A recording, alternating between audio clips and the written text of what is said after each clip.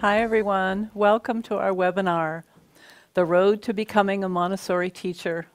We are so happy to be sharing this with you, and I want to extend the warmest welcome. I see Christina, one of our graduates, Christina Willow, and I'm sure there's other names that I might know. Feel free to turn your video on. We love to see your faces if you're comfortable doing that. My name is Mary Ellen Mons. I'm the founder and program director of Age of Montessori. I started my Montessori career when I first found the absorbent mind in 1970. So it's been a long road. I've been training since 1980 under the direction in the first years of Dr. Elizabeth Gaspari, and then on my own for many years. In 2010, I gathered a group of people and made the big decision to take a leap into the world of virtual learning and to develop a blended program that included face-to-face training along with a great deal of online content so that you can study in the comfort of your home with the exception of the weeks that we need to see you face-to-face. It's been quite a journey where there are 3 Montessori organizations that really pioneered this whole online learning, and we're one of them, and we're very proud of the work that we've done. We started out with our certification training for early childhood. 5 years later, we jumped into the arena for elementary 1 and 2. And we're MACD accredited for both of those training courses. And just last year, we opened our infant toddler certification training. And we are currently a MACD applicant in good standing. And until they come and visit our course during the summer when we're doing our residency, that's when we can finish the process and get our accreditation at their next board meeting. So it's been an amazing road for us, and we are so excited that you're here to hear about it and meet all of us. I think I want to mention, I just today someone sent me a link to an article that was published in Psychology Today. And this article polls 1,600 people from the ages of 18 to 81. And what they found is that the majority of people who had had Montessori education as children were happier and better adjusted as adults than the other people who did not have Montessori education. So I feel that the training that we give to you is really a gift to enable you to give a great gift to the children that you're privileged to work with and to teach with.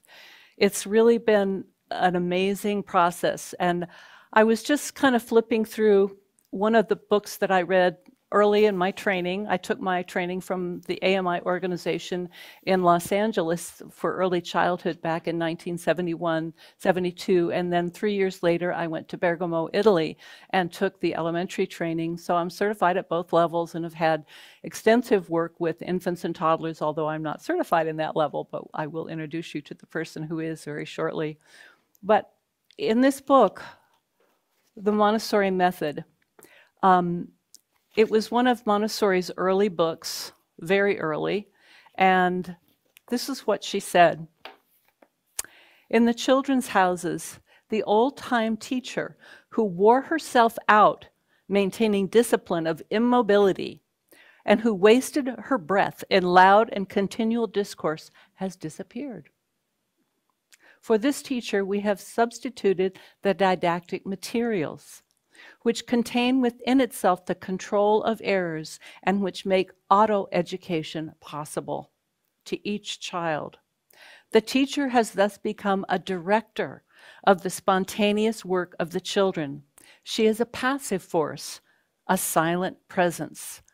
So that kind of gives you a sense of Montessori has not only given us a superb method, but she's given us a complete new definition of education. And that definition can be summed up in the simple words, help to life. So whatever age you want to teach, whatever age you are teaching, that's really our goal, to help life unfold spontaneously. It's like all the things that we teach them, the geometry, the reading, the writing, all of that is icing on the cake. It's really the development of the individual that's really at stake in Montessori. And so it's my pleasure to start this afternoon by introducing our faculty, and I'm going to introduce them one at a time and let them introduce themselves, and then we'll start our discussion with some questions that we have to ask them and perhaps that you'll have. So you see, when you got into the webinar, there was a dashboard where you could type in your questions. So you may have questions that you already came prepared to ask us, or you may have questions that start to come to you as we're talking. So either way, we'll be looking for those questions as we get further into it. So we're planning on a 2-hour session, and we will take a 10-minute break when we're about halfway through. So if you bear with us, I'd like to introduce now our infant toddler training instructor, Nancy McNabb. Hi, everyone. Well, thank you, Mary Ellen and Aged Montessori, for creating this platform for us to be able to share our love for Montessori, our passion, and our road to becoming a Montessori teacher. For me, I have much to thank Mary Ellen for. I took my training with Mary Ellen Mons and Dr. Elizabeth Kaspari at one of her first training courses in the early 1980s. And I was a mother at that time. I had heard about Montessori in my college years, but I never really studied it until I was pregnant with my first child. And I thought, I have to learn everything I can to become the very best mother I can be. And I had always wanted to be a teacher. And so I thought, it's finally time to figure out what I want to do to help the children of the world and how can I make a difference. I had worked with juvenile delinquent youth, and that was a hard road. It was not my road to follow. It was so challenging and somewhat depressing. And I realized that I had to start earlier, at a younger age, when we really can make a difference in the lives of children. So I picked up my first book, which was The Secret of Childhood. And I've had this book for almost 40 years now. And really, the secret of childhood is that the child has a spontaneous urge to learn. And they have within them this urge, and they can create themselves. It's called the incarnation or the formation of man, that the children do when we, as the adults, simply observe them, assess their needs, and create an environment for them. It's really that simple. And as we do that, as Mary Ellen said, as we are a help and aid to life, they create and they become this beautiful life, this being, this soul that is meant to incarnate in the world, that has come to fulfill a mission. And so it was exciting to me to learn this 40 years ago when I just started my journey as a parent. And I've done it ever since. I've never looked back.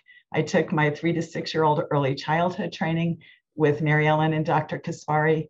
And years later, I took my infant toddler training. So as Mary Ellen said, I now have the great pleasure and honor to be an instructor in our new infant toddler course that we just launched this past September. And it is very exciting to me to have been in the classroom and then directed a few Montessori schools, and now to be a teacher trainer and to share my love for Montessori and my profound respect for this method, for this message that has come from Maria Montessori. So I thank you, Mary Ellen, for the opportunity to launch this course, the Infant Toddler Certification course. And it's just very exciting that we can now train teachers at this young level, working with children from birth to age 3, when we know the foundation for all future learning is based on these early years. And I'm just excited about it. Wonderful, Nancy. As you're talking about that realization of the earlier we start, the better, it reminds me, and if those of you who may have read my book, Nurturing Your Child's Inner Life, I start out with the story of, I was going to Tarrytown, New York, and it was in 1977 or 78, to spend 2 weeks with Silvana Montanaro, who was the person who started the infant toddler program in the United States. She'd actually started it under Montessori's direction and some other people in Italy. And I was driving through a really rundown part of New York City on the way out to Tarrytown. I'd taken a red-eye flight, so it was very early in the morning and there weren't very many people about. But I saw that the city was dirty, that was run down, the part of the town that I was driving through. And I just thought, if I was the mayor or the governor I could raise this city and build it again, but it would come to the same place unless we change the consciousness of the people. And I thought, how do you do that? You have to go back to the mothers and the fathers who are raising children to have the standards of beauty, of integrity, of construction rather than destruction. And it was just a real revelation to me. So I think, Nancy, the opportunity to work with you to build this course last year has been the culmination of something that I've wanted to do for so many years and wanted Age of Montessori to do. So I thank you, Nancy. It's been a pleasure to develop this course with you, and I know the students are having a great time.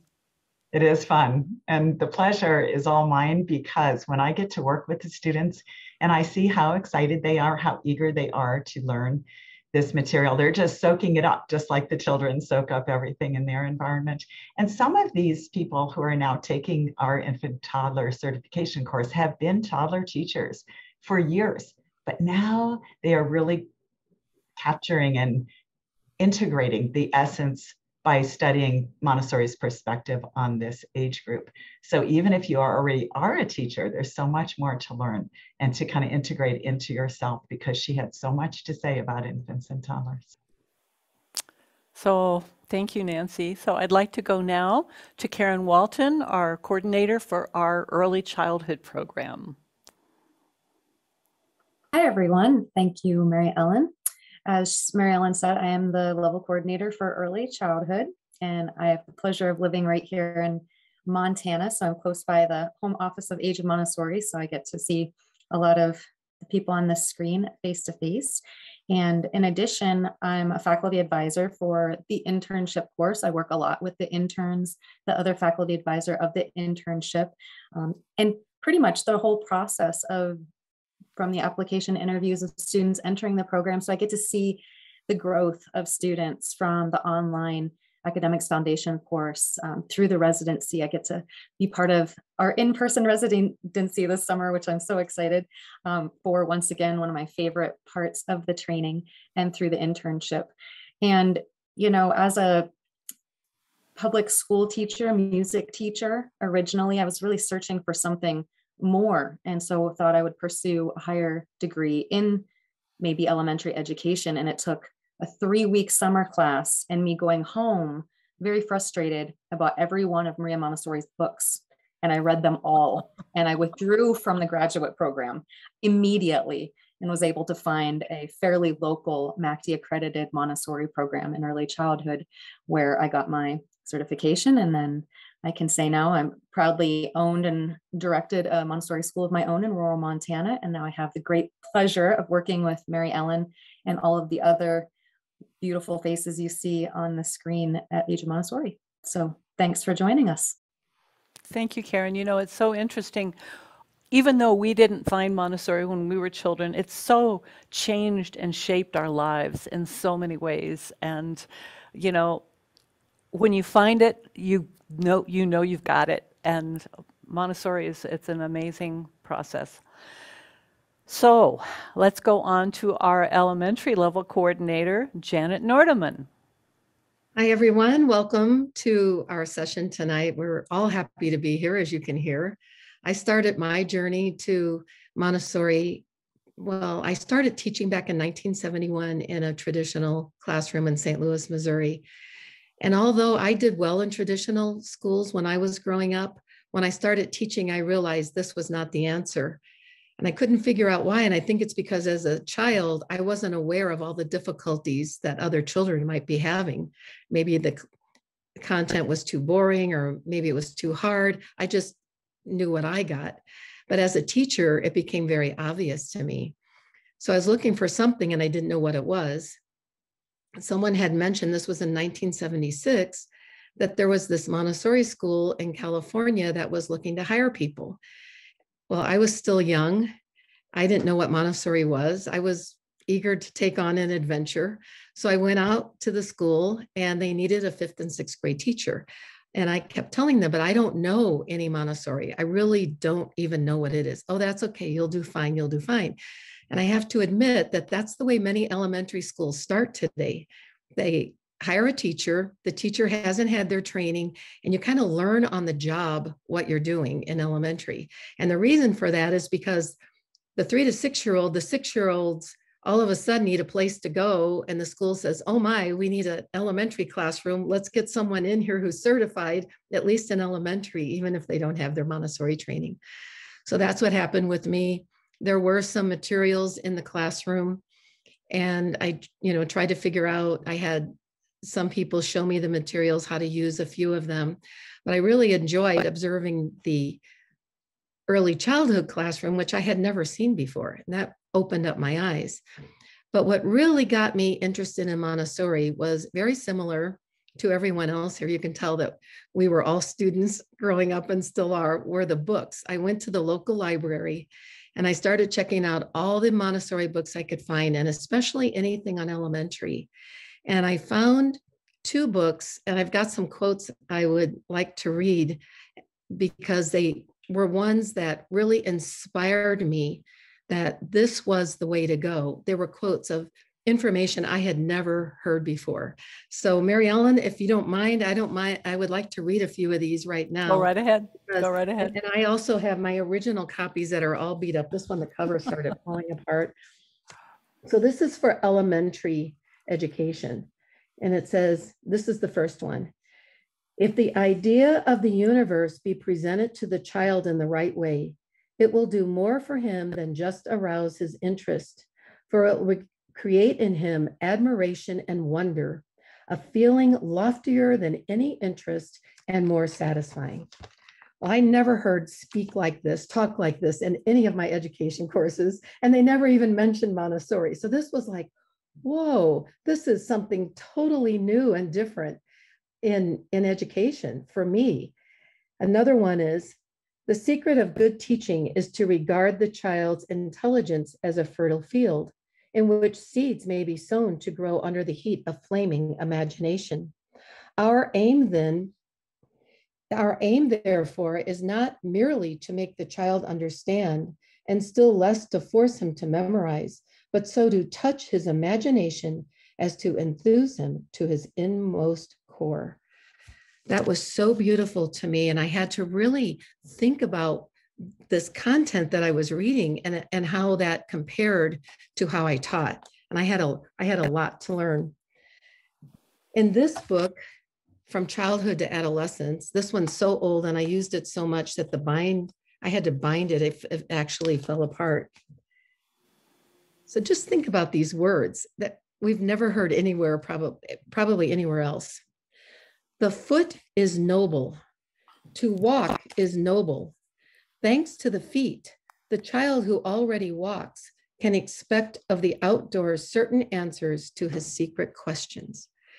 I thought, wow, that is so profound. That is so beautiful. And we do know that one of the characteristics of the elementary age child is to get out. They have to get out, go on field trips. And of course, what do you need to do that? Children, we're going out, we're walking. And then this is my last one I'll read. In Genesis, it says, God created the heavens and the earth. It is a very simple statement, but it has grandeur and the mind stays awake. I had never heard the word grandeur in my education classes before. And that statement really woke me up to what education in elementary can and should be.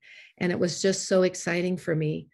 So in about, I think it was 1978 or early 1979, I took an information course with Dr. Kaspari and Mary Ellen. It was just a 6-week course. I didn't get my certification, but it gave me the foundation I needed. And then in 1979, 3 years after I started in a Montessori classroom, I had the opportunity to go to Columbus, Ohio. It was an AMS training, and I received my AMS elementary certification in Montessori. And then in 2020, I received my upper L Montessori certification at Age of Montessori. So I'm so happy to be here, and I'm happy to share experiences and my love for Montessori. Janet, those quotes that you started out with are exactly the ones that got me so excited. And I went to the head of the school where I was teaching, and I read them to this person, and we just agreed, I have to go get trained in this. And I have never been sorry. And I was one of those kids that I was bored in much of my elementary and even high school. I was just bored. I thought, how do they make life boring? I mean, what's wrong with this program? And so when I thought about a profession, I thought, well, the last thing I will ever do is be a teacher, because I wouldn't think about wanting to bore children like that. And then when I found out about Montessori, everything changed, of course. And thank you for sharing those quotes. They're just so spectacular. And I think you hit the nail on the head that Montessori talks in a way that no other educator even thinks, let alone speaks. And it brings, I was talking to somebody this morning, Flora McCormick. She and I are going to do a webinar on parenting from the neck down, about getting heart-centered in middle of February. And we were just talking about this fact that there's the depths of the heart that we can go to as parents, as teachers, and I think Montessori is our guidepost to do that. And thank you so much, Janet. Okay, I would like now to introduce our Assistant Director of Training for Elementary, Suzanne Tipton, who is the person who's remote from us, and tell us about yourself. Hi, everyone. I'm Suzanne. I am in Louisville, Kentucky. And before I start, I just want to say how much I love listening to all of your stories and just listening to you speak about Montessori and your passions, and all of the quotes, they touch my heart as well and my mind. And it's just so nice to be with such like-minded, wonderful ladies in this podcast. I was like you, Mary Ellen. I thought I will never be a teacher. I got a degree in corporate finance and investments in college and thought I would go into the business world. And in my late 20s, I decided I wanted to move out of the country. And so I just Googled easiest job to get in Thailand, and it said teacher. Okay. So I moved to Thailand and became a high school math and science teacher. And I did that for 5 years. And my sister had started having kids, and my family was pulling on my heartstrings. I wanted to move back home. So I was looking up courses to get certified in the US to be able to teach. And I wasn't coming across anything that was very inspiring or that I was getting excited about. And so my friend Sarah in the office one day said that her sister was a Montessori teacher, and I'd never heard of it. I was What's that? 35, I think, at that time. And I'd never heard of Montessori, which is a shame, because I just Googled it and read about it and fell in love with the fact that she was this amazing Renaissance woman who was a doctor and studied children and their minds, and, brain science and learning how the mind works always fascinated me anyway. And so I couldn't read enough. I was like you all. And so then I found Age of Montessori, and I took my training. I moved home and started the training immediately and went through the year and just loved every second of it. Janet was my trainer, and I just loved it so much. And I never thought I would teach young children, because I taught high school in Thailand. It seems scary to me to teach young children, but now I've been here for 4 years in Louisville teaching my class, and I love them so much. And there's just such joy that you get out of watching the children grow and explore and expand their minds and have the room and space to do it. And it's just such a beautiful thing. But I will say that during my training, when we had that wonderful in-person residency, when I first met Janet, I think, Janet, I don't remember if it was week 1 or week 2, I walked up to you and said, how do I get your job? Well, you actually said, I want to do what you're doing. Yeah. I want to teach. I want to train teachers too, because I had done that a bit in Thailand. I had trained some teachers to be ESL teachers over there. And I really found that fulfilling. So Janet called me the next summer and said, do you want to be my assistant? I said, yes, I do. And so I've been with Asia Montessori ever since. And it's just inspiring and exciting. And for the first time, I think in my life, I truly have such a fulfillment and love for my job. And that's just one of the best feelings. I love it. I love everything about it. And I did want to mention that everyone was pulling out their books. And so this is the first book that I got when I learned about Montessori. And I opened it to look through it and look at my notes before this webinar. And I found my first list of all the books that I needed to buy for the course. And then I must have bought this when I was still in Thailand, because there's some Thai money, some baht in the pages of my book. So that was a nice little discovery for me today. Money falling out of books. You can't get better than that. I I'll have to go back there, Suzanne. I know. But thank you so much for having me as part of the faculty. It means a lot, and I really love working with all of you. Well, we have a lot of other faculty members who are working part-time. I did not invite them all to join. I thought we'd just start with our core faculty to start with on this webinar. And I see Nancy Terry, a good friend and long ago student from a course that, 81 maybe, with Madam Kaspari and myself. It's just, as you can tell from all of us, we feel like we've died and gone to heaven and getting to do the job that we were meant to do. And, my first book was The Absorbent Mind. And I think the concept in there that absolutely made me decide on the instant, literally a friend told me about Montessori and said, well, why don't you look into Montessori? I'd been a political science major.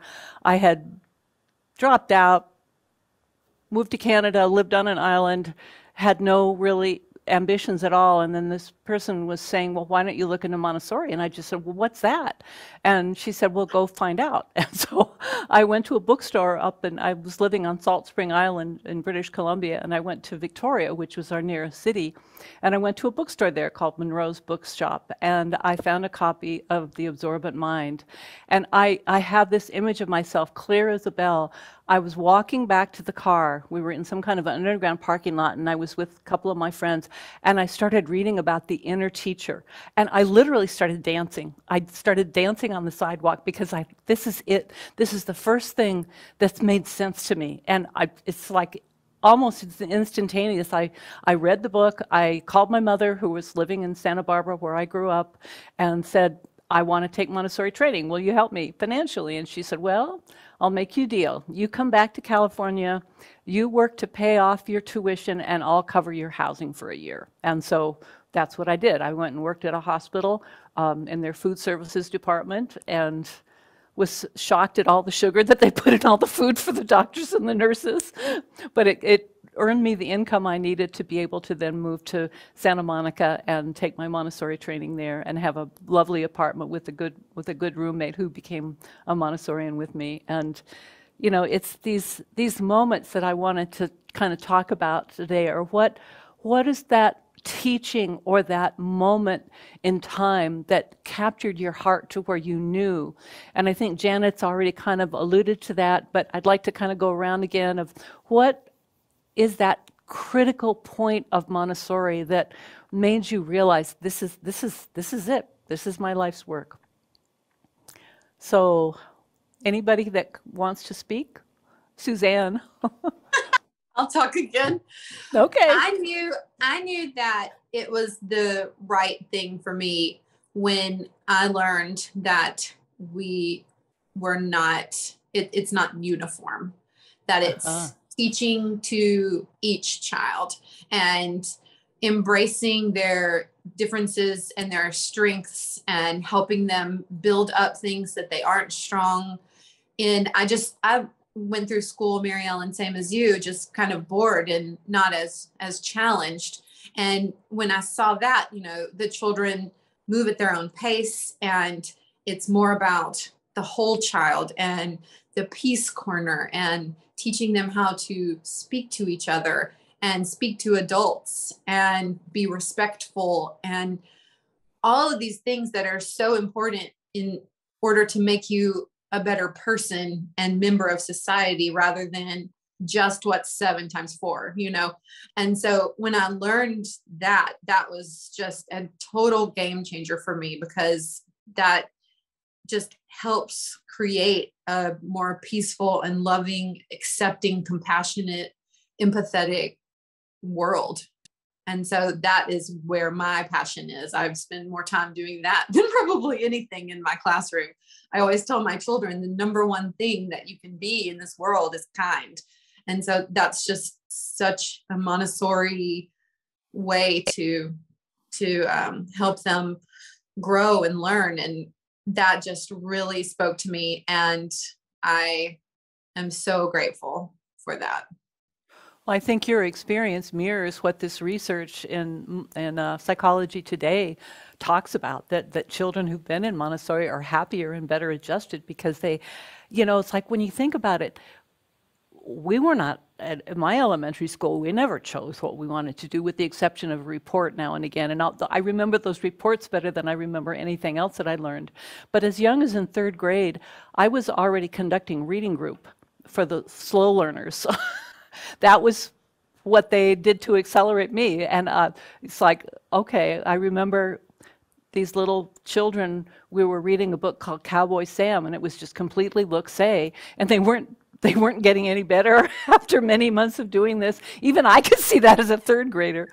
So that was part of why finding what you were talking about, where you meet the individual needs of children. I had the amazing experience in my first year of teaching elementary of having a little boy, his name is Jimmy, and he was 6 years old, right? It was a 6 to 9 class.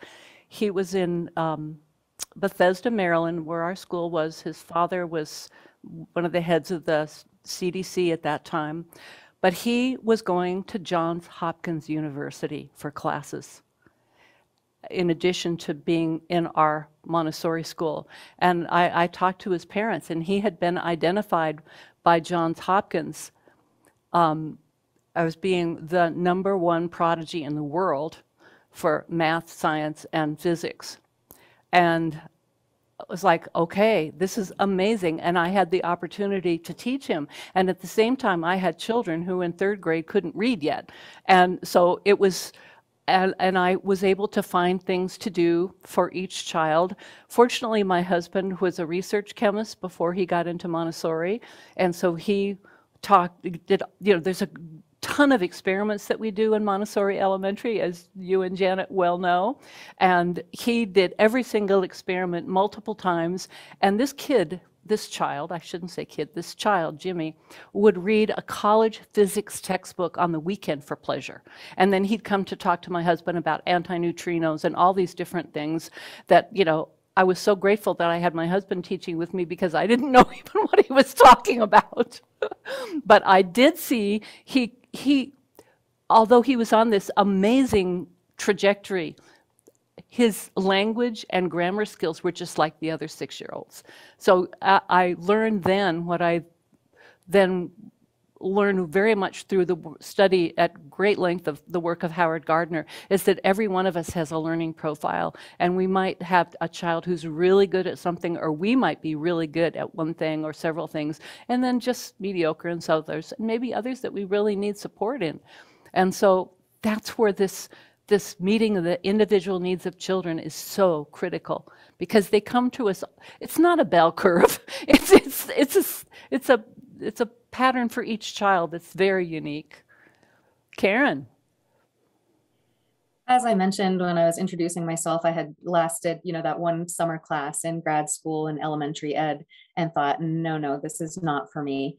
And I was taking the longest road in my journey as an educator, having already received a bachelor's of music degree. But before that, even, I was a pre-med student at the University of Pittsburgh.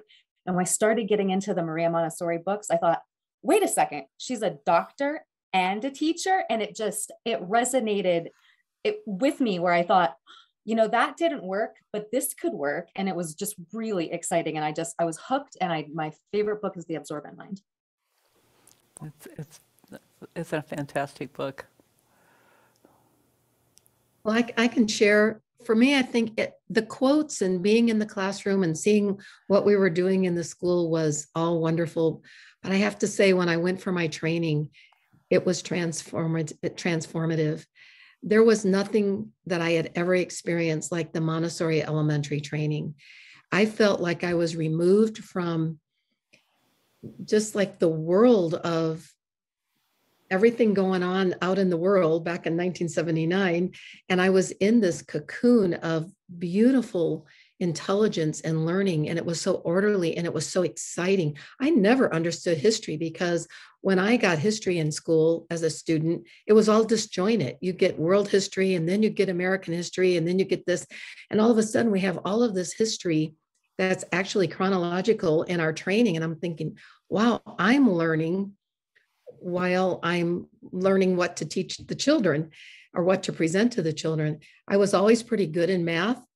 And yet when I saw those math materials for elementary and the math materials showed us why we did what we did when we were doing long division and they were so beautifully designed, it was just such an opening of my heart and my eyes to something I had never experienced or even knew existed. The geometry was what really, I think, was the highlight for me, were the geometry lessons.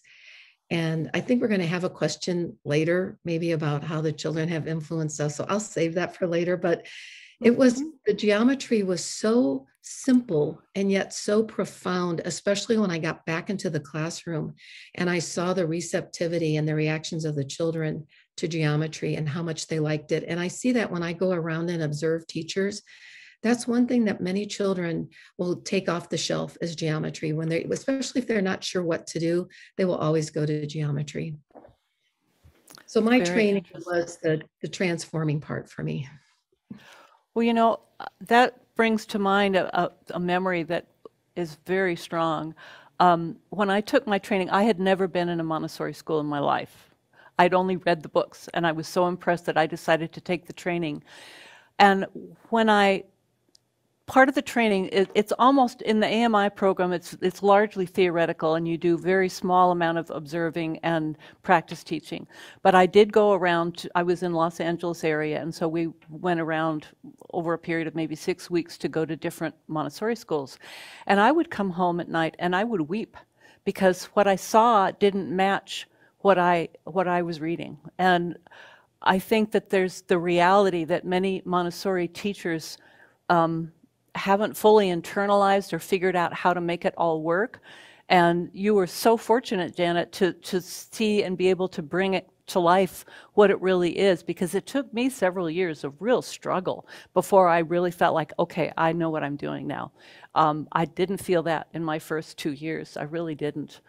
And it was agonizing because everything I read, I said, there has to be a way to make this happen like this. And I remember go ahead. Well, I was going to say, I'm going to go ahead and share this one incident because this was an example of what happened when I finished my training. I came back and I had this large classroom and I had 1st through 3rd grade. And one of the children came, I prepare my lessons. What am I going to give tomorrow? And who am I going to give it to? And I get my manuals out and I look. Well, one day a child came up to me and he said, could you give me a geometry lesson? And I said, okay, sure.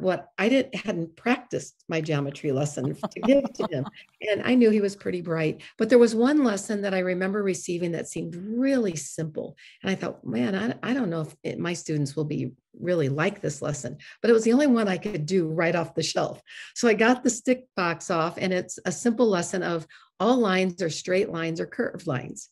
So I gathered about 4 or 5 children and I presented it very slowly, just like we did. I didn't add anything to make it what I thought needed to maybe a little more interesting. I gave it just as I had received it.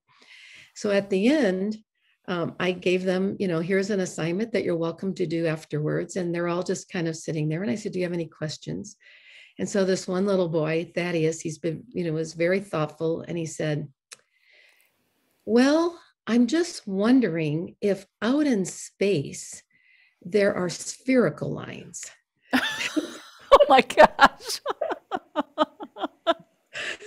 And I'll tell you that story was such a highlight for me, because here was this lesson that I thought was so simple, and here was someone thinking outside of the box. And I said, well, that's, we didn't have a lot of research books right on the spot, and certainly didn't have computers and Google back then. It was 1979, and I said, well, that's something that we could maybe try to figure out, And so anyway, he got out the geometric solids, and he would just work with different lines to see how to shape them. And he realized, well, with the geometric solids, they're all going to be curved or straight lines to form them. At some level, they create the surfaces and the planes. So he said, well, probably not in three-dimensional objects, but maybe in the fourth and fifth dimensions, there's spherical lines. So who is this child? This is Thaddeus. And I said, you're probably right. That's something we'll study as we all get older. That's as far as I could go with it. But that was the joy of bringing this content back into the classroom, is to take something so simple and it becomes something so beautiful. Well, because with the curriculum and the initial lessons that you'd given, you gave them a vision of the whole first, which is what Montessori says, with elementary, you have to give them the vision of the whole. And then you drill down into the details. And because he had that vision, he could ask that question. That is so cool. Yeah. Well, I would actually like to say something about one of our attendees. I was very fortunate to take my training. The person who was the teacher in the classroom where I was interning was Randall Klein, who is actually one of our instructors for Age of Montessori now. And I was so inspired and touched and really impressed by how he was able to bring into manifestation the Montessori method. I saw it for the first time. I had never been in a Montessori classroom either, as Mary Ellen had said about herself. So when I saw it working and the children using the material and learning and being part of that process of seeing them learn to read and just internalizing the many things that were in this classroom, I was so impressed that here I was straight out of my training, and I decided I'm going to move to Minneapolis and I'm going to start a school, because I already had one young child and I was expecting my second. So I said, well, I can't go into the classroom, but I'm going to help start a school, and I'm going to run that school. And I have to hire the very best teacher I can find to teach in the classroom, because I was still pretty new. I had interned with Randall, but I had never really taught. So lo and behold, I hired Nancy Terry. So wave to us, Nancy. And Nancy was the teacher in the first school that I had the pleasure and honor to run for a few years. And again, I was so impressed by Nancy and her ability to, bring this method that has so much genius and is just so profound into a way that it works in the classroom every day with every child. Where whoever they are and whatever their needs are and whatever pace they work at, whatever their learning style is, Nancy somehow miraculously knew what lesson to give them and how much coaching, how much intervention, when to stand back, and really created this beautiful environment for these children to learn. And I mean, I'm just choked up thinking about that first classroom. It was really special. And you know what? I think Nancy is still doing this. How many years later? So, it's really a testimony to her training, to herself as a person, and to the method that, this many years later, Nancy is still teaching children using this approach. So thank you, Nancy, for being an inspiration to me along the way also. I would like to say that I am really grateful for that classroom. That was a great deal of fun. I must agree with you. And as you were talking, it occurred to me that I think the basis of Montessori is listening in so many aspects. Basically, the thing that you're doing in the classroom is not as much teaching and telling people what to do as it is listening. And you're listening with your heart. You're listening to what this child needs and what this child needs. And if you listen, you always know what to do, because you're hearing it from the person who needs it. It's the most, and then Montessori has these amazing tools that are made just for that purpose. For her study was to figure out what the real true development of people is like. And so that's what you're choosing from, is things that are absolutely designed to be the next step that somebody needs. And if you are listening, you're finding out what that is. I don't know any other kind of education that is basically listening like that. And that's how you draw out the inner child to be who that person is meant to be. So true, Nancy. You know, we listen, we observe, and that's what guides us. That, you know, we read in Montessori, follow the child, but what does that actually mean? It means just what you said. It's we're listening, we're watching, and you know, you talk about hearing with the heart, I talk about seeing with the eyes of the heart. And I think one of the stories that really resonated with me was Montessori talking about her early days and the working with children who were handicapped mentally, and they were in the same care facility as insane adults. And she went into a room where they were having lunch, and there were no toys, nothing for those children at all. And after they were eating, they were on the floor picking up crumbs.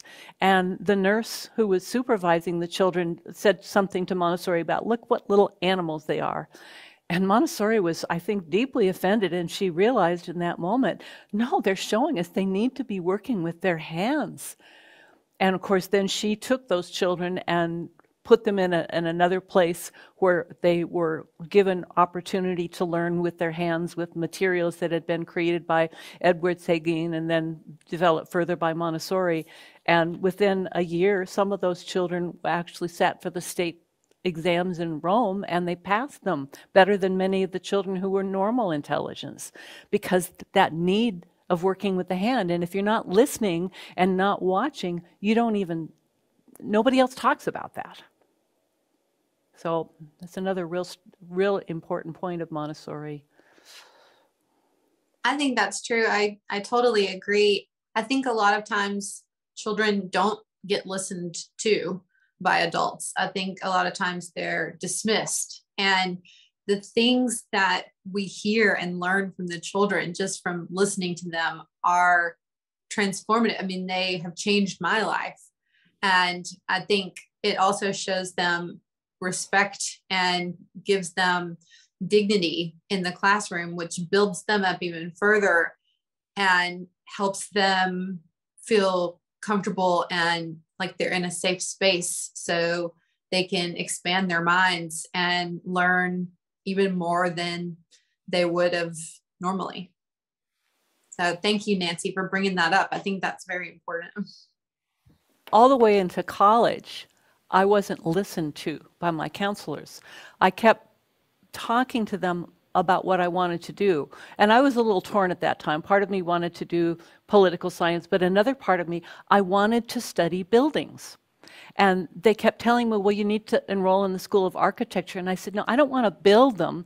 I want to see them. I want to study the beauties of different kinds of architecture. And they didn't, nobody ever guided me to what I could have taken. It was many years later, which I wasn't very with it, I guess, but I understood that it was art history that I needed.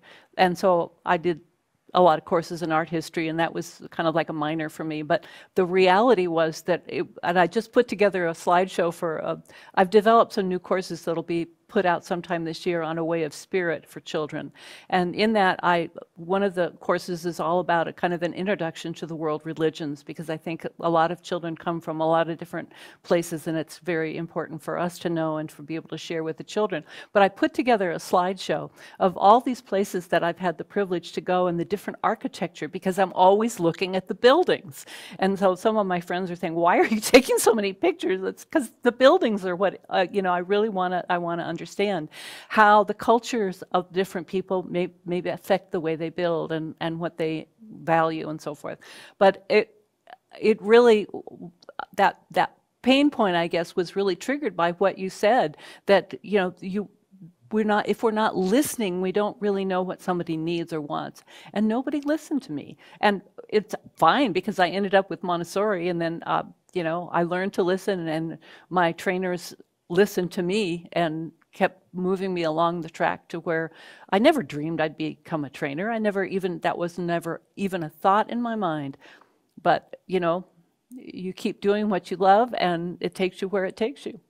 So I think we've had 50 minutes already. So I think we'll take our little break now.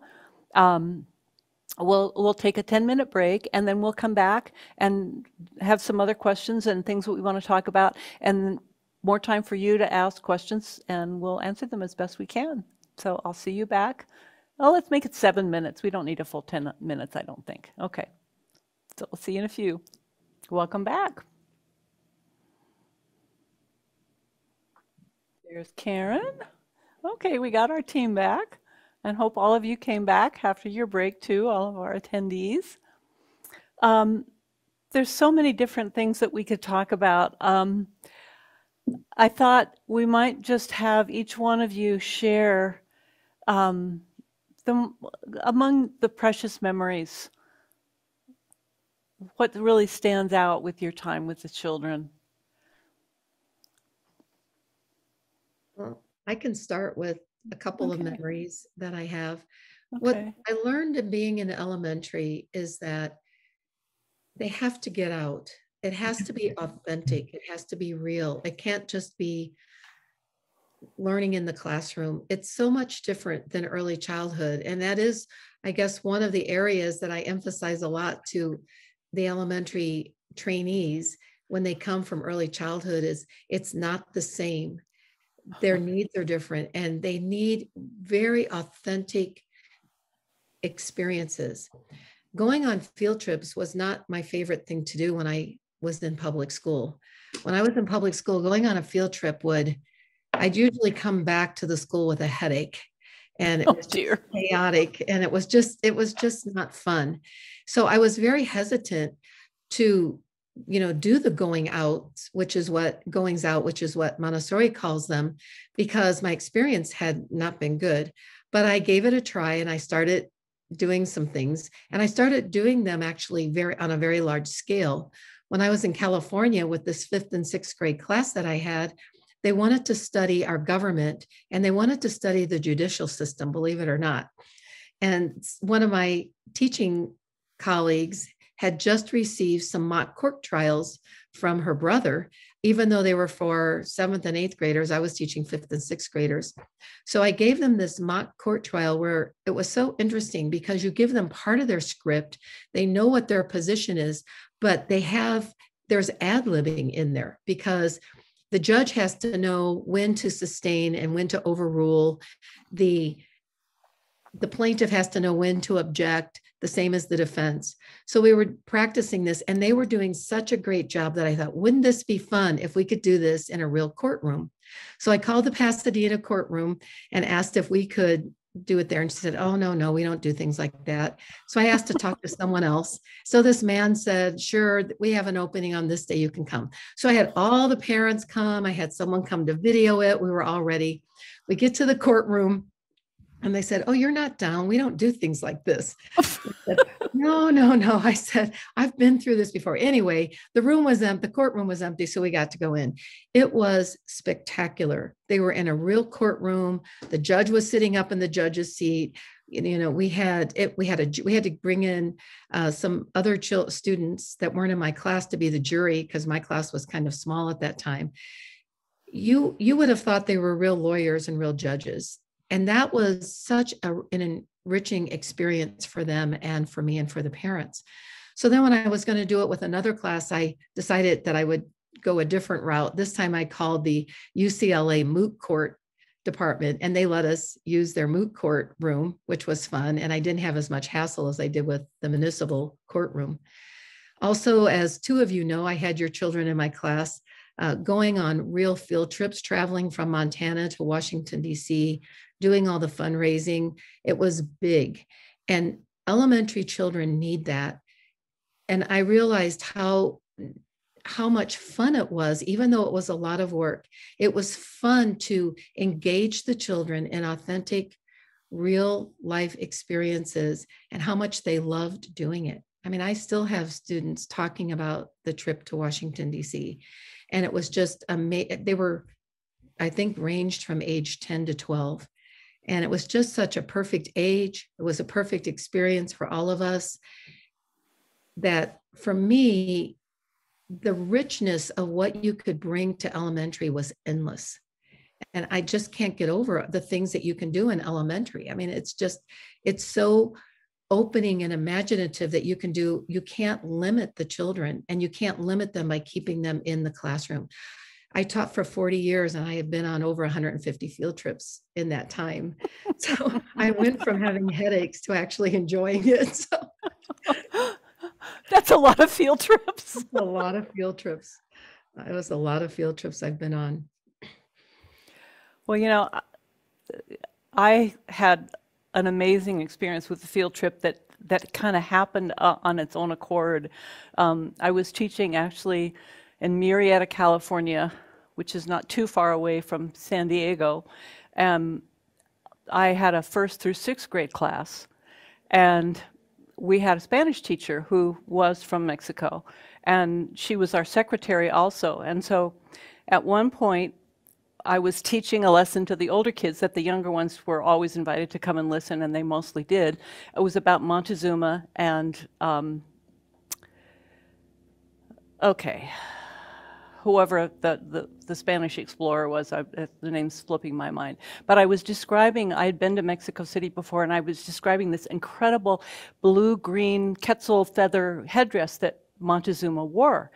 And then just at that moment in time, Vicky, our Spanish teacher, came in and said, can I have a few minutes with the children? We've arranged for them to go to Mexico. Well, she meant across the border to a place called Rosarito Beach that was probably 50 miles away from where we were.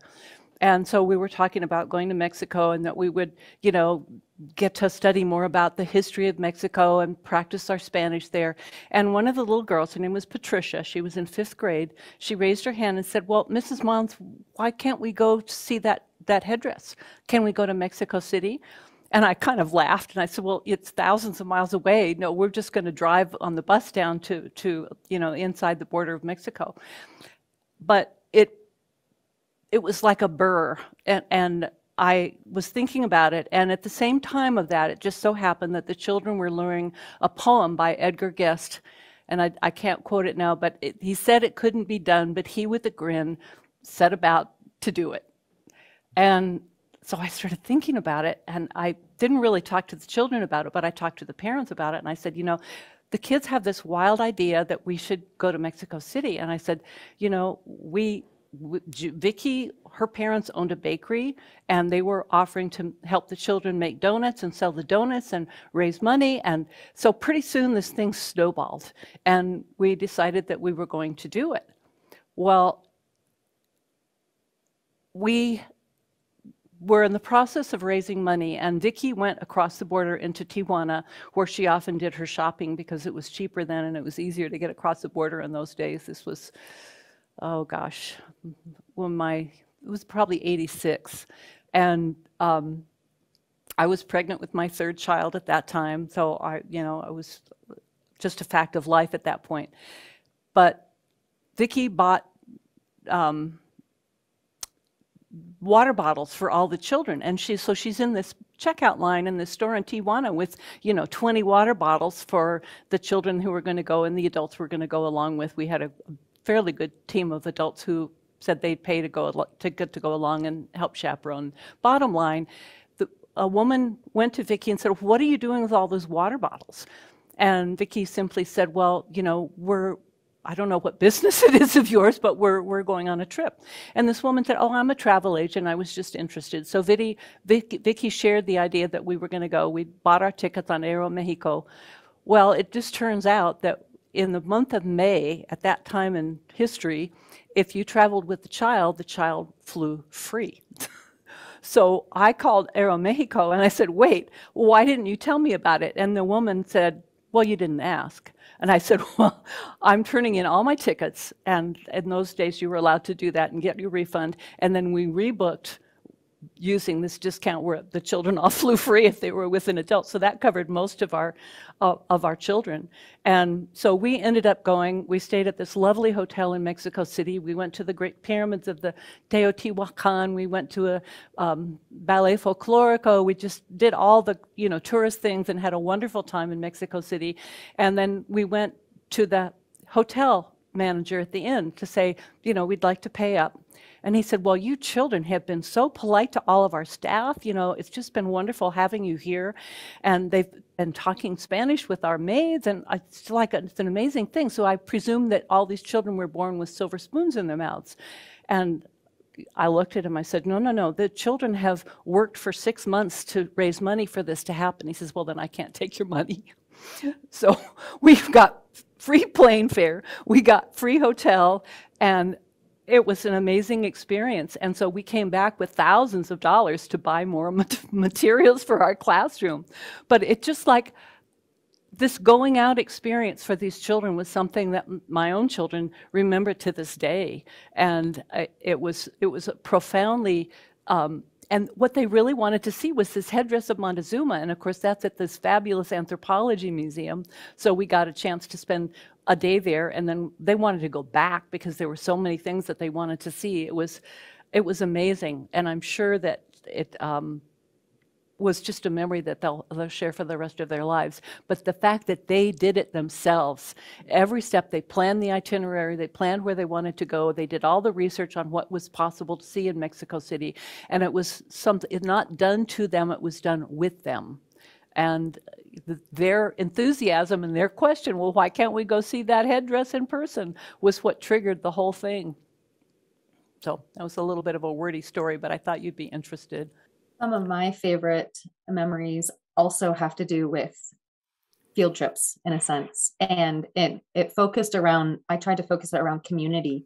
And so I planned our field trips, we're going out with locals in the community. So we started with simple things like going to the fire station and going to the police station and meeting the firefighters and the police force that served our community. And then we did a unit on transportation. We had a real small airport in Three Forks, Montana. And I always remembered that Maria Montessori said a child that at the age of 3 can walk 2 miles, no problem. And I thought, it's probably about 2 miles, maybe a little bit longer.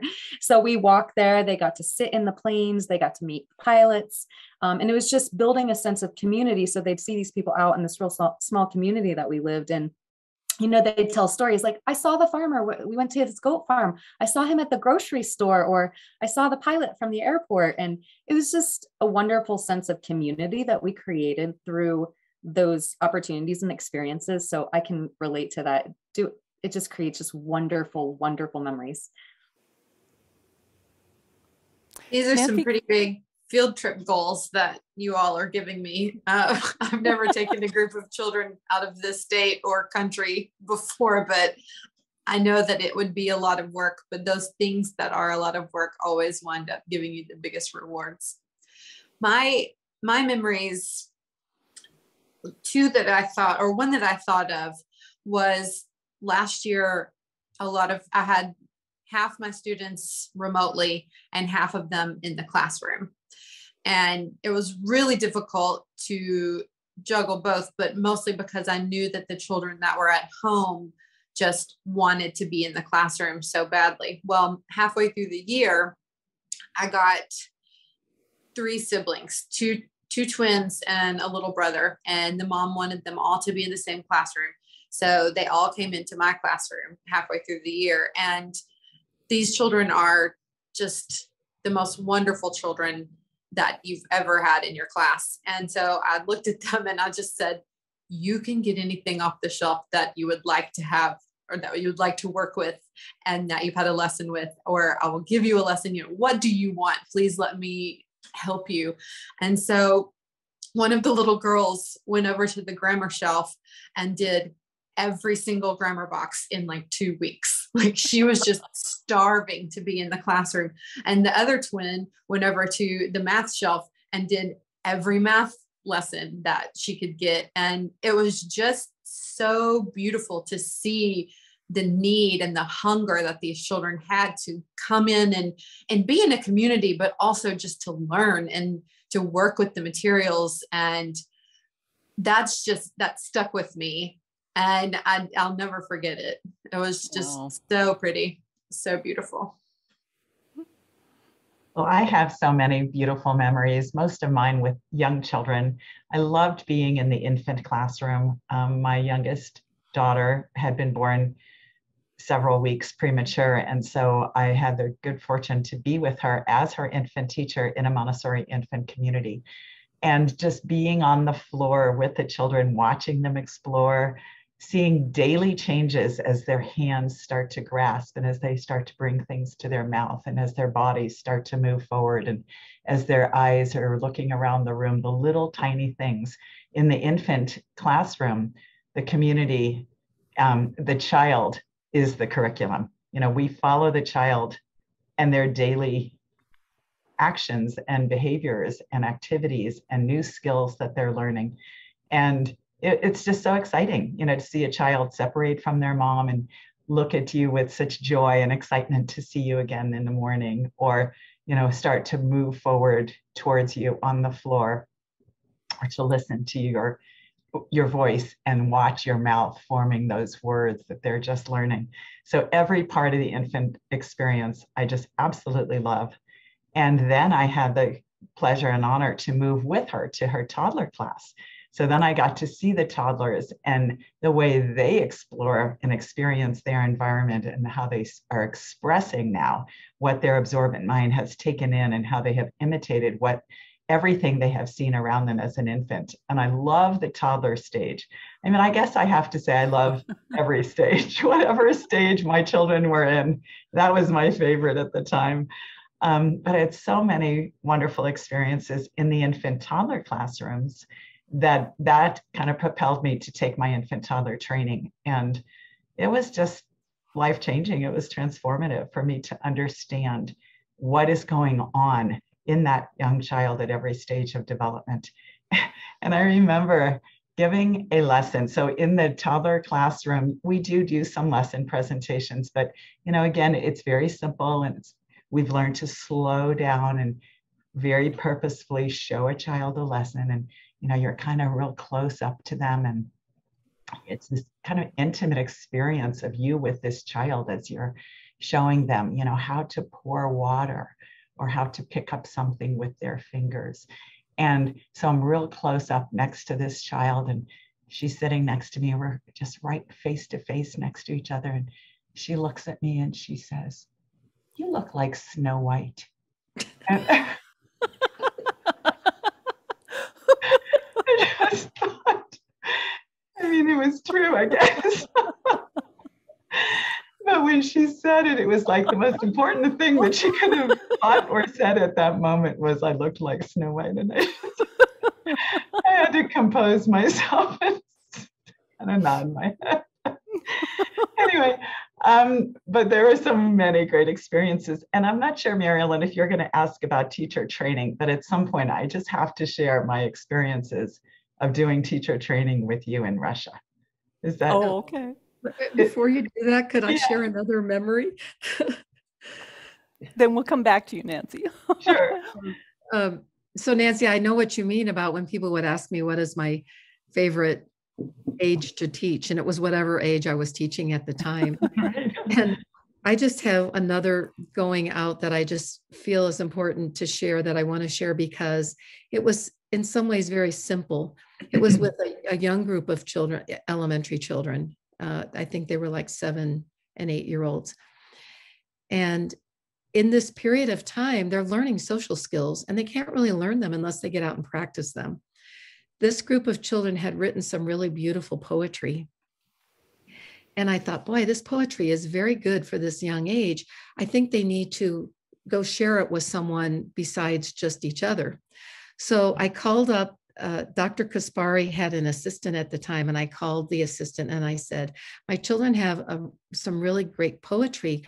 Could you gather see if Dr. Kaspari could have us come up and gather some of her friends. This is how many children it are. It would be nice if we had that many older people. By this time, I think Madam Kaspari was in her late 80s. They said yes. So I got some parents to come and help bake some pastries, and we had some tea. But one of the things that I expected of the children that we rehearsed and role played was how to talk to an older person. So what they would do is they would get up and they would practice their reading their poetry, and they would keep their paper down so their face showed. They learned how to project. And then afterwards they went over and they would get the tea and pastries and they would serve it to their friend, and we call them their friends, and they would sit and we practiced some questions. I said, now when you ask a question, if they answer and you can't hear them or understand them, then you say, could you please repeat that? Or the second time, if you can't, you say, excuse me. And the third time, you just nod and smile if you can't understand them. Well, I had them practice and practice and practice. Finally, I said, we don't need to do this anymore. I said, well, just a little bit more. So we get up there. We were in her house. It was a beautiful experience. They read their poetry. They went over, they got the tea, they served it. They got the pastries, they served it. Then they sat across from their friend and they talked. And we're coming home, and one of the students says, Miss Spangler, I wasn't married at the time, Miss Spangler, you were so right. I said, could you repeat that, please? And I said, excuse me. And then I just smiled and nodded. And she said, and they were very happy with that. So it was such a great experience. And the older people, the elderly people liked it, the children liked it, and they were learning social skills and how to be with people who weren't their age. It was just a really fun time. Well, that just reminds me of a touching moment that I had visiting an intern up in Helena, Montana, and I was, moving around the classroom, finding a place to sit where I could watch that part of the room, and this little boy walked up to me and he said to me, he says, "You're old." And I didn't know whether to be offended or what. And I just looked at him and I said, "Well, you're young." And his response was, "Yeah, most of us around here are." It's like, it was just so matter of fact. Oh, they are so honest. They really are so honest. It's humbling to hear some of the words that come out of their mouth. One day, one of the little ones looked at my hair, which was starting to gray, right up there. And this was a long time ago. It was just starting to gray. And he looks at me, he says, "You have silver hair." And it was just beautiful, but it was like, matter of fact, you have silver hair. Mm-hmm.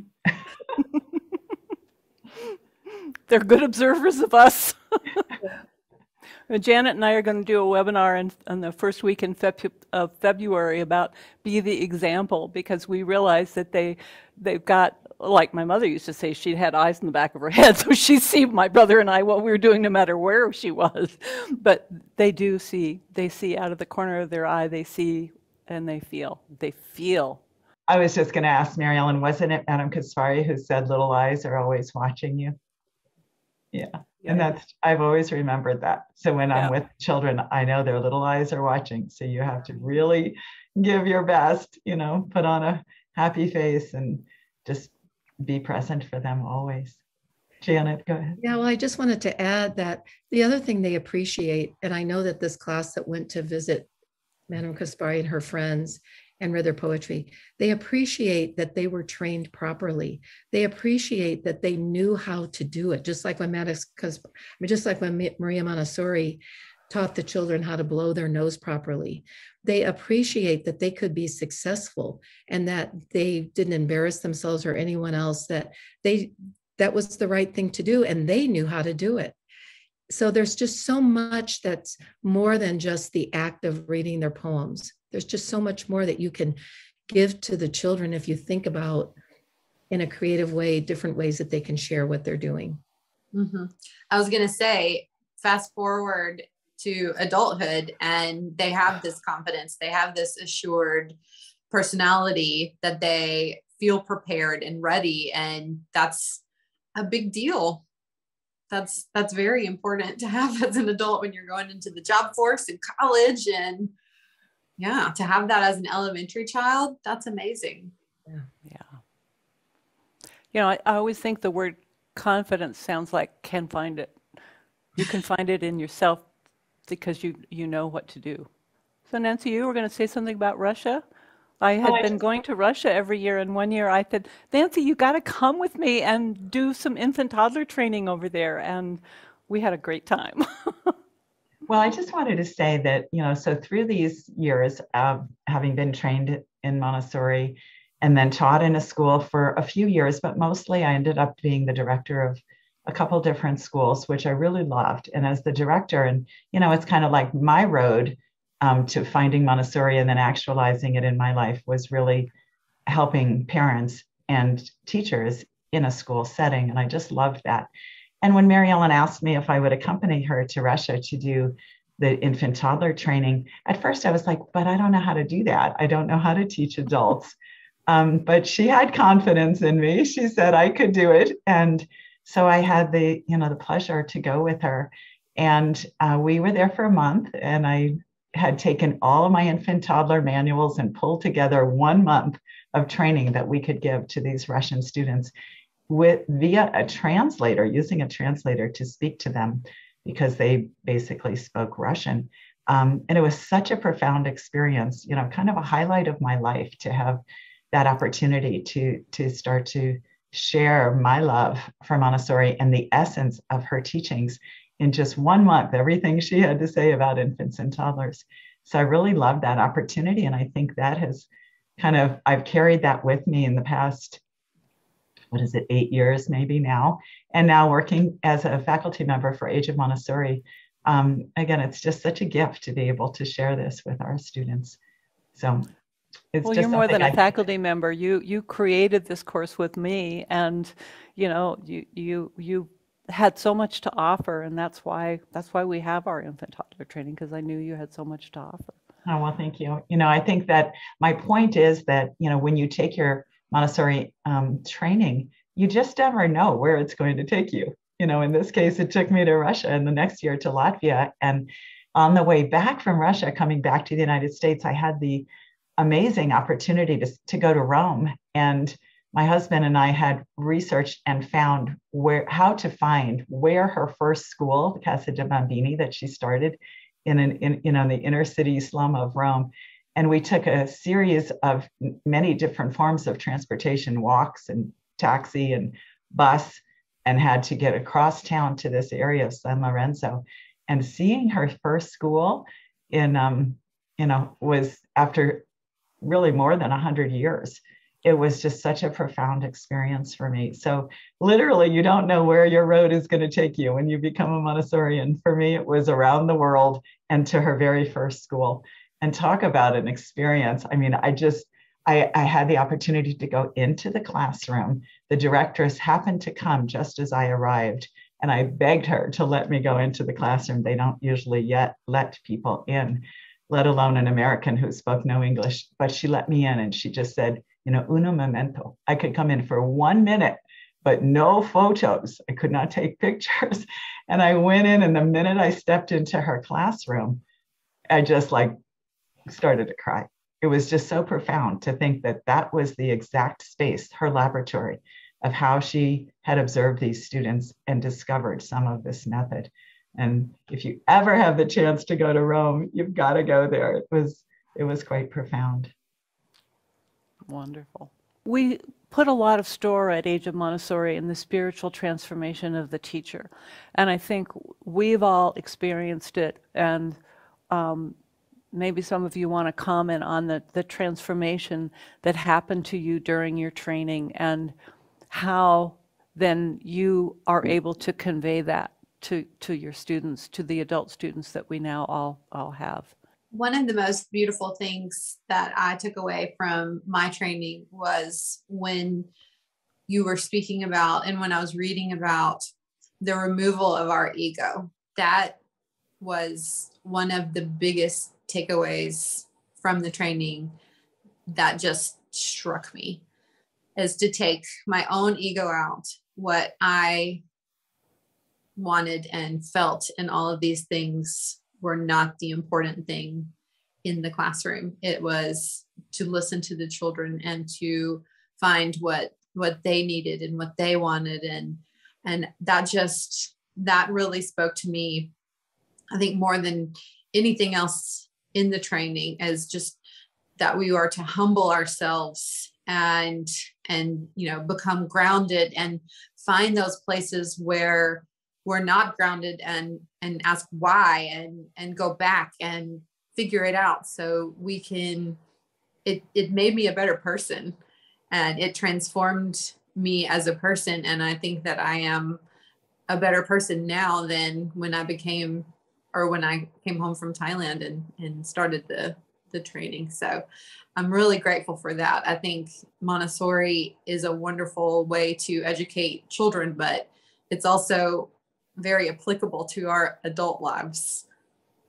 I think, yes, definitely being humble and being in the background, almost in a way, as far as being a teacher, trainer, and the things that we talked about with the children and meeting their needs, as far as listening to them, supporting them, and following them.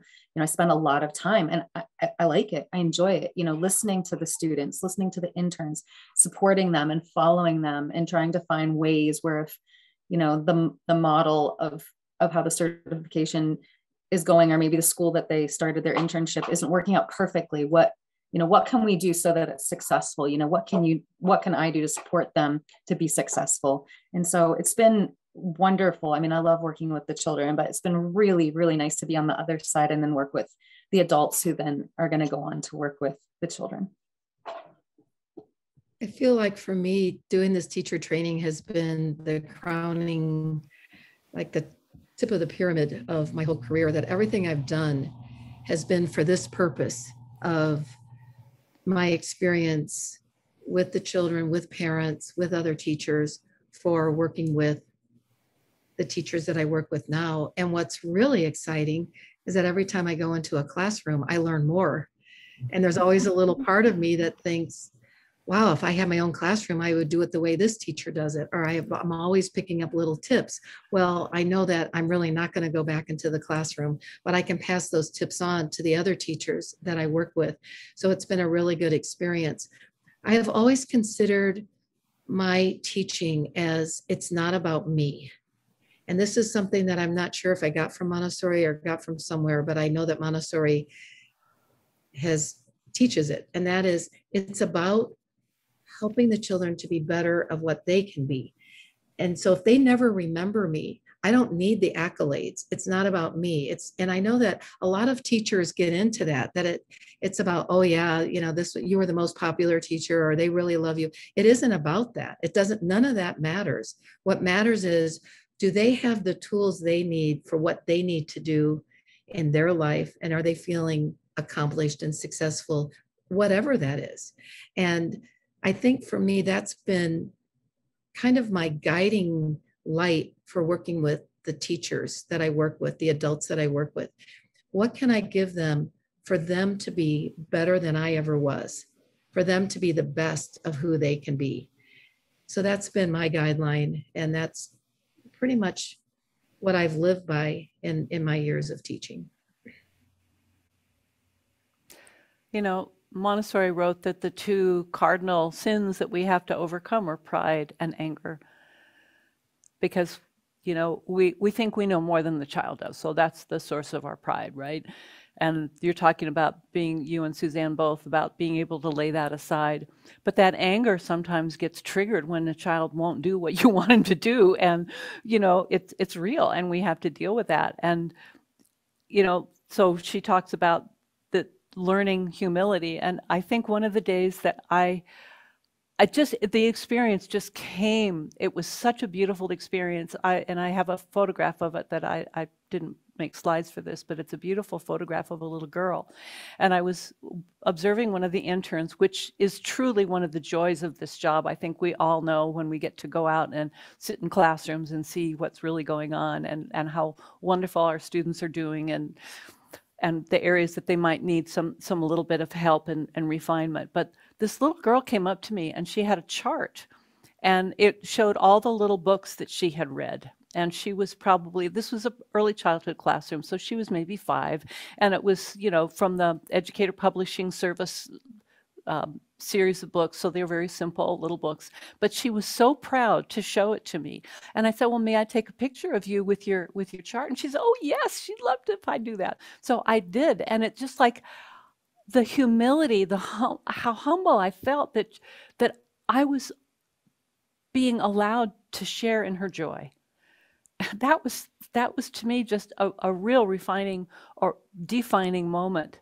And I was very grateful for that little girl and that experience. And I think that training is something that I don't think any of us started out thinking we were going to do it, but you know, it is like the culmination of a career for many people, not all people. Some people, absolutely, their life is in the classroom and they wouldn't dream of leaving it. And I think I know I miss the children, but I always loved teaching adults. That from the time Madame Kaspari invited me to join her in training back in 1980, I realized this was what I love most. And but it takes me into the classrooms with all the different ages. And so it's, you know, I think like Montessori says, it's not a matter, it's certainly not a career that we choose to make money. It's not. It is not a career that we are be able to be egotistical about it because it's all about the children. But she said, it's a satisfaction. It's a spiritual satisfaction that we gain from being in the classroom with the children. And it's such a privilege to be with these children who are probably the purest souls who live on earth. You know, they're not jaded. They're not prejudiced. They're not. I remember watching my son. He had some little toy animals, and we had a little ark, and so he'd pair them up.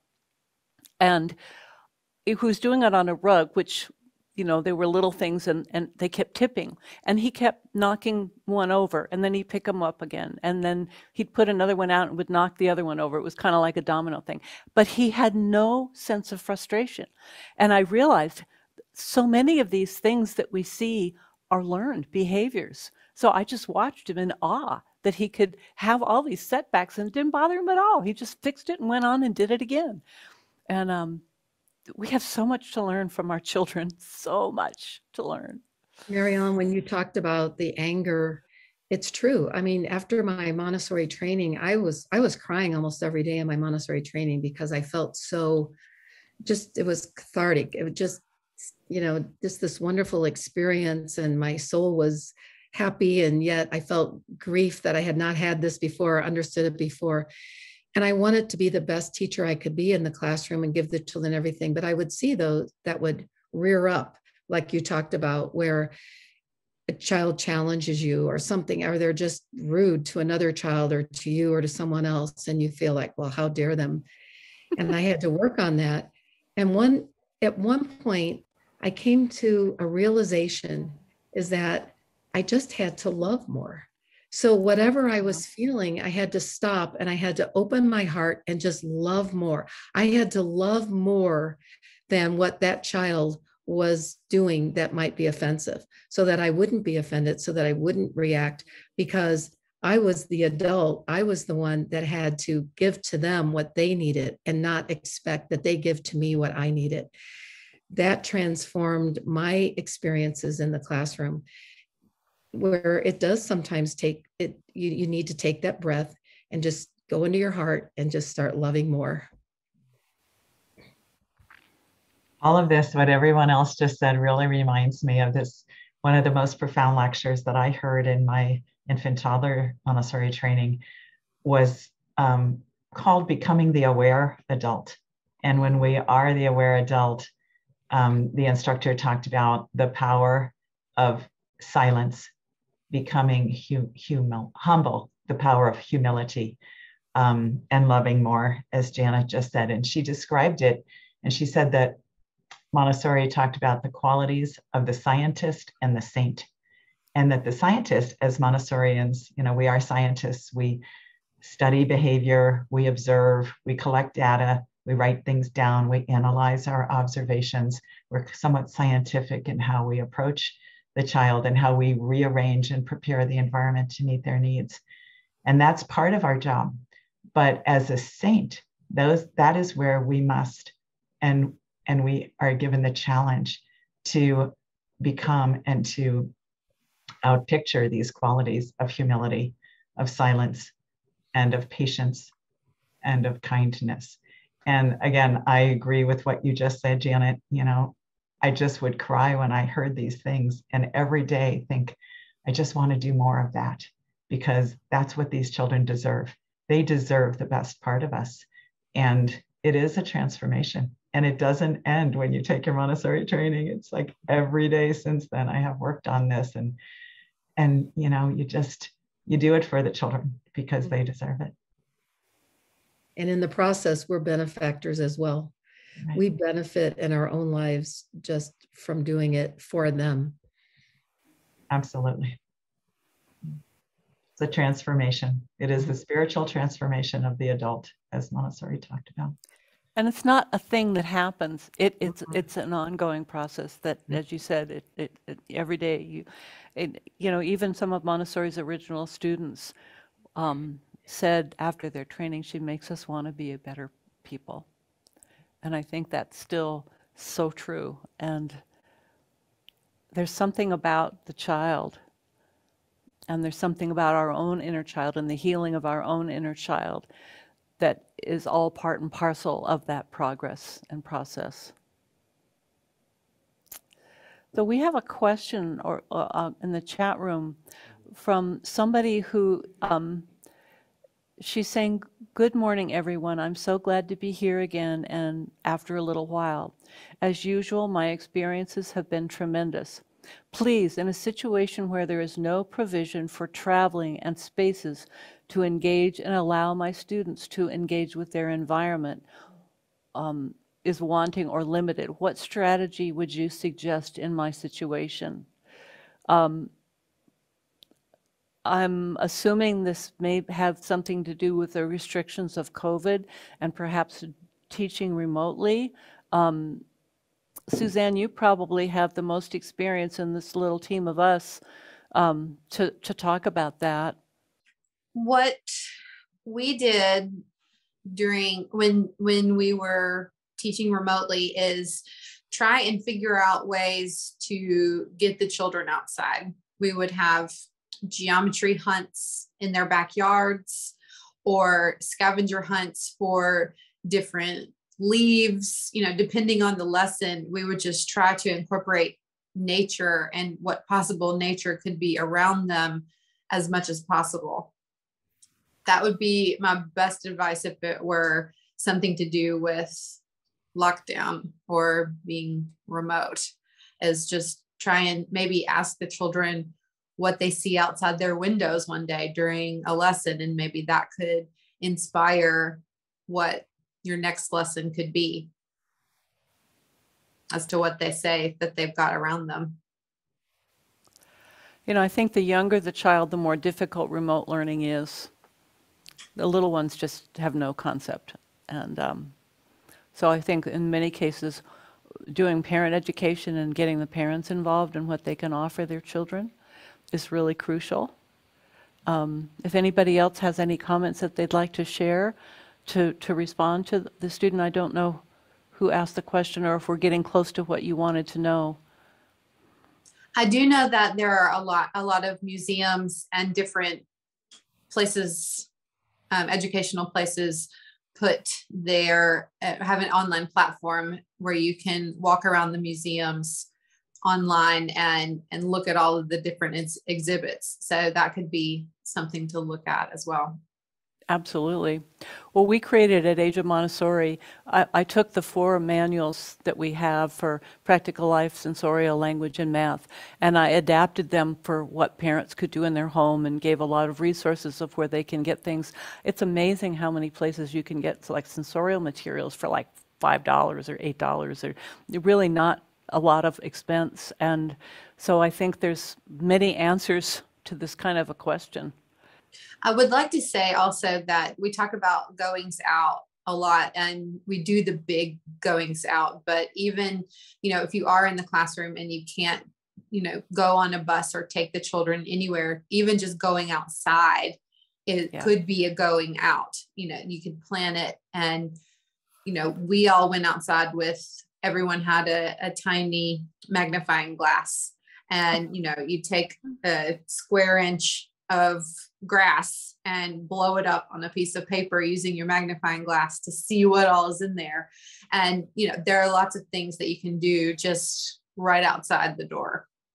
And that's so important, because that's why so many Montessori classrooms have access to an outside area, because that does expand the classroom walls, especially for elementary, but for all ages.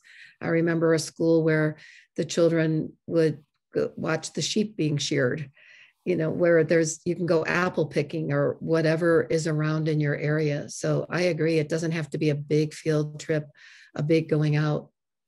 A lot of my 150 were just going outside the classroom. This is a very valid point, and something that's real, because I had a mentor coaching session with an intern, and one of the topics that we talk about is, you know, what could you do with your classroom environment? What are some desires that you have for it? Or, you know, if there may be an assistant, in this case, it was a lead teacher, what would you do if it was your classroom? And the first thing they said, and they expanded on it for quite some time, is I would really like to improve my outdoor environment. And this is someone who doesn't live in the South, you know, our southern states where it's generally warm. You know, it's New York State, upstate New York, where it's cold and can be raw. But she said the children just want to be out. And it's so important for them just to have the opportunity. And so that was a thing that if she could, she would have a better indoor outdoor space where the children could go between one and the other. Christina will remember this, but we were doing our training here in Bozeman a couple of years ago, the elementary training, and the classroom has a big backyard. And one morning we got to school and there were 2 giant birds. And I don't know if you remember what kind of birds they are, Christina. They were sandhill cranes. Sandhill cranes. And they were huge. I mean, we're talking about several feet tall, and there were 2 chicks. And it was a mating pair and their chicks. And we became so absorbed in watching these birds. And I think it maybe was on the second day, this amazing thing happened. There was, the school had a rabbit hutch, and I think there was probably a gopher or something that came up, but somehow some animal came up and took one of the chicks. And when we got there that morning, the mother bird was standing by where the chick had been, and she had her wing over her like she was weeping. And all I remember is that we had to we went outside, we watched to see where they'd gone. At that point, the mother and the father flew away, but we had to journal about it. It took several days to process what we had just seen. And so this is what sometimes an educator might call, you know, a teachable moment, but we had to take advantage of what we were seeing out in our environment. And it was profound. I mean, I remember it so clearly. I've got some pictures of these beautiful sandhill cranes. It was really, wow. And so you never know what's going to happen right outside your door. You have anything you want to say about that, Christina? Just remember, I think we all wrote about it, and I think I wrote a poem and drew a picture, and I can still remember that moment. Yeah. It's part of the spontaneous education, I think, of being spontaneous and allowing the child to experience a moment that's not, are they learning what they're supposed to be learning? I remember one time I was in the computer lab with the children, and this young girl, all of a sudden I see she's standing at the window like this, and she's watching the snow come down. And I know teachers who close their blinds when it snows because they don't want the children to be disrupted by the snow. So I went and stood next to her, and I said, "It's beautiful, isn't it?" And she said, "Yes." And she just stood there. And then I left and went back and helped children. And then the next thing, she stood there for maybe 5 or 10 minutes, and then she went back to her work. And I thought, how beautiful it is that she could just be at peace watching the snowfall. It was a spontaneous moment. And I think sometimes we get locked into, oh my gosh, they're wasting time. Oh my gosh, they need to be doing this. Oh my gosh, they need to be doing that. When what they're doing is what they need to be doing. You know, that reminds me of a day teaching out at Middle Creek. Our upper elementary class was on the second story, and you could look out on the big lawns, and there was a creek out back. And it was springtime, and Montana, we do have very long, hard winters. And I know some of you experience that where you are, but it was spring, and it was beautiful out, and I could see the children just looking outside. So finally, I just rang the bell, and I said, you know what? I think we need to go outside. And I said, we're going to just go outside and play, and we'll go down by the creek, and we'll just take half hour, 45 minutes, and then we'll come back and write some poems about what we've experienced. And it was one of the more creative days we had, and some of the poems that the children were just so precious. We'd been learning about quatrains and various kinds of poetry, and it was just, you know, it was wonderful. But it was all because their gaze was outside, it wasn't inside. The materials were not of interest in that afternoon. So I think this brings us to a point of really realizing that the child, starting with infants and toddlers, as you said, Nancy, the children are the curriculum. And we have to be, I use the term in our elementary training of being journeyman learners. Many times the children want to know things about circular spheres in space, or they want to know things that we simply don't know about. And that's okay. We can take the time and learn with them, or we can just stay one step ahead of them and go home and check Wikipedia and come back and show them some resources and some materials that maybe we make overnight. You know, it's endless. And because, you know, kind of an old trite phrase, the world is his oyster or whatever, but really we can go anywhere that the children need us to go. And sometimes the questions they ask are very profound. They're about life itself. They're about life and death. They're about all kinds of things. And, you know, we have to learn with them and let them guide us. So is there anything anybody else wants to say, or questions you'd like to ask, or comments you'd like to make? We're kind of drawing to our time together.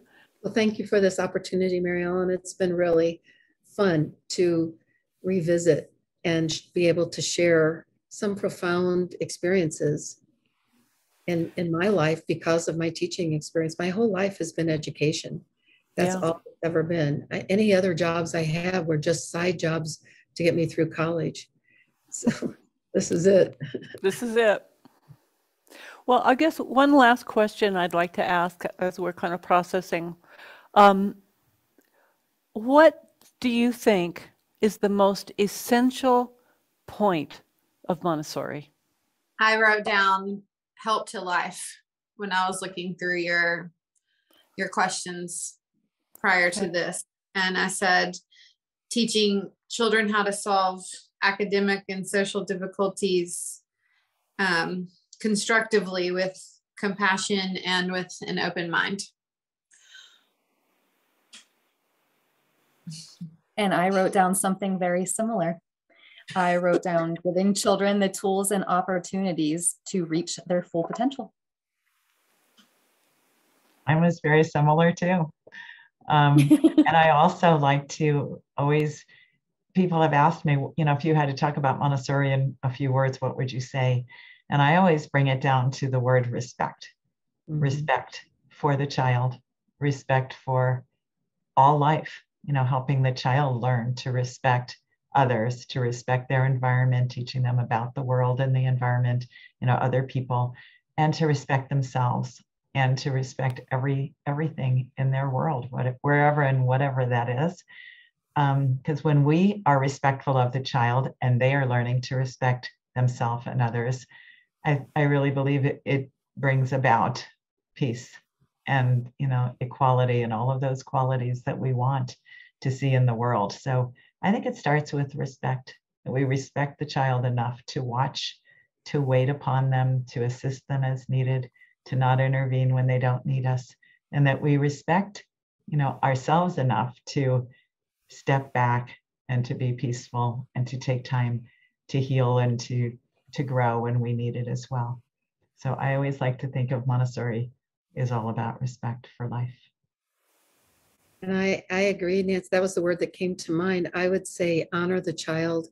And it's not just the outer child that we're honoring as far as just giving them their way. It's that honoring of who they are on the inside and who are they are to become, so that they have what they need to become who they are, not what we think they should be.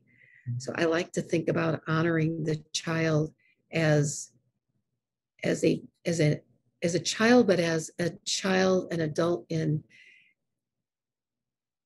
the future, but they're the child that is the development of who they're going to be. So respect, honor, it's the same. And I agree. If we don't have that, those other things aren't going to be really presented in a way, perhaps, that they need to be presented, because we're just giving them the lessons. We're thinking this is what they need. This is what I need to be doing, as opposed to what does the child need, because we respect them. As Marian says, freedom to take off preconceived notions with the spirit of humanity. It's so true. I think when I think about, there's many ways I've characterized Montessori over the years, but I think about it in many ways as the integration of the heart, the head, and the hand. Because when the child has the freedom in the classroom, his heart is engaged because he desires to do something. He wants to do something. We know that the ultimate desire of the child is their own self-development, whether they know it or not. And then the head, we've shown them how to do it. And then we've given them the freedom to use their hands to actually execute and do it. And I think that integration makes us more whole and makes the child more whole. And I think I can circle back to that Psychology Today research that the children who've been in Montessori schools are happier and more at home in their bodies, more comfortable in life, because they've had these experiences of that deep, deep integration. And I think there's so much, some of you probably have heard of Sir Ken Robinson. He's one of my heroes. He passed away about a year ago, but he was an incredible man. And he talked about, getting to that point where you're doing what you love and you're good at it. And if we can help children reach that point of that essence, that's a great gift for them. And I guess as Montessori teachers, it's our gift to humanity that we can help children. And that's not an ego statement at all. It's just, we're here to serve. We're here to serve. And I think all of us on this planet are here to serve, but we found this unique way in Montessori to do it. So, Alodia. Hello, I am so super inspired. Wow, what wonderful world we have if this respect is in each of our hearts and our children. Thank you so much. Well, thank you all for joining us this evening, and thank you, Age of Montessori team. You guys are the best. Good night. We'll see you again for future webinars. We do want to tell you we have a certificate of attendance for those of you who'd like to have these hours clocked for you. Just check to our website. As the screen shows, ageofmontessori.org/shop. And if you're interested or know anybody that's interested in getting certification training, our courses start every March and September, and our next cohorts are starting on March 2nd at on all three, infant, toddler, early childhood, and elementary 1 and elementary 2. Those of you who want to get elementary 2 training, all it is an additional 60 hours of face-to-face training. There's more to it than that. You have to have been certified already in elementary 1, but we welcome you to come and explore what we have. We've got great webinars. We've got a webinar library. We've got so many videos and things for you. Check in on our website. So thank you all. We send our greatest, warmest regards and best wishes for health and a great 2022 for all of you.